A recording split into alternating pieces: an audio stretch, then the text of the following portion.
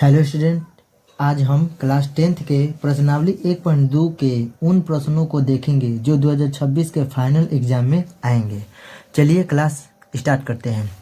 प्रश्न 1 में दिया है, निम्नलिखित संख्याओं को अभाज्य गुणनखंड के गुणनफल के रूप में व्यक्त कीजिए। इस क्वेश्चन में 5 प्रश्न हैं। सभी प्रश्नों को बारी बारी से और विस्तार से समझेंगे। पहला क्वेश्चन है 140। इसका चलिए गुणनखंड करते हैं। तो गुणनखंड करेंगे इसका 140। ये लास्ट में सम संख्या है तो 2 से जाएगा, 2 से चला जाएगा 70 बार में, फिर 70 2 से जाएगा, 2 से 35 बार में, फिर आगे 5 से जाएगा 7 बार में, और फिर आगे हल करेंगे तो 7 से चल जाएगा 1 बार में। तो 140 को आगे लिखेंगे। इसका गुणनखंड जो है 2 गुना 2 गुना, इसको लिखेंगे 2 गुना 2 गुना 5 गुना 7। तो 2 कितना बार आया? 2 बार, तो इसके पावर में 2 लिख देंगे, गुना 5 गुना फिर 7।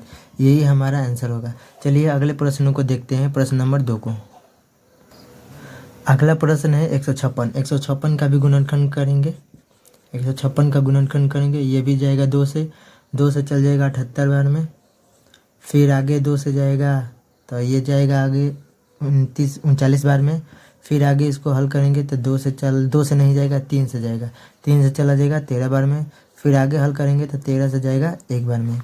तो 156 का गुणनखंड आ गया 2 गुना 2 गुना 3 गुना 13।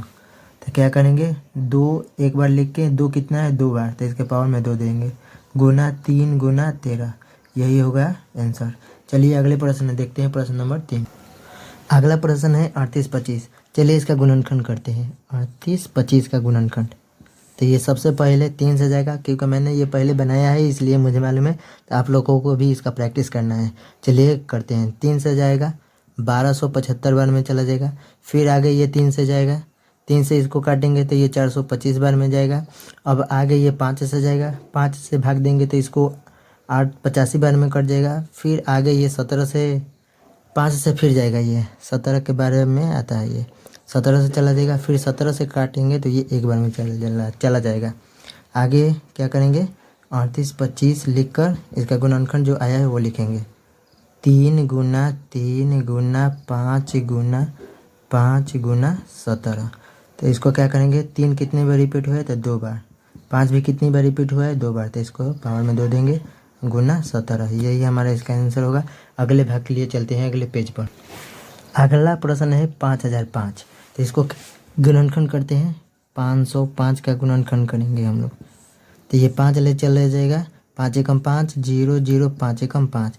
अब आगे ये जाएगा 7 से, 7 से भाग देंगे तो ये कट जाएगा 143 बार में, फिर आगे इसको कटाएंगे 11 से, 11 से कट जाएगा 13 बार में, और लास्ट में 13 से कटाएंगे तो 13 एकम 13, 13 एकम 13। अब इसका गुणनखंड कर देंगे। 5005 का गुणनखंड आ गया 5 गुना 7 गुना 11 गुना 13। ये एक बार रिपीट हुआ है, यही इसका आंसर होगा। लास्ट इसका पार्ट जो है अगले पेज पर देखते हैं। ये प्रश्न 1 का आखिरी प्रश्न है। चलिए इसको हल करते हैं। इसका भी गुणनखंड करेंगे। चलिए गुणनखंड करते हैं। 7 4 2 9। ये जाएगा सबसे पहले 17 से जाएगा, 17 से इसमें भाग देंगे तो ये कट जाएगा 437 बार में, फिर आगे इसको कटाएंगे 19 से ले जाएगा, तो 19 से भाग देंगे तो ये कटेगा 23 बार में।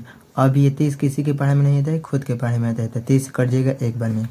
तो यहाँ लिखेंगे 7 4 2 9 बराबर इसका गुणनखंड कितना आया है? 17 गुना 19 गुना 23। यही हमारा आंसर हुआ। चलिए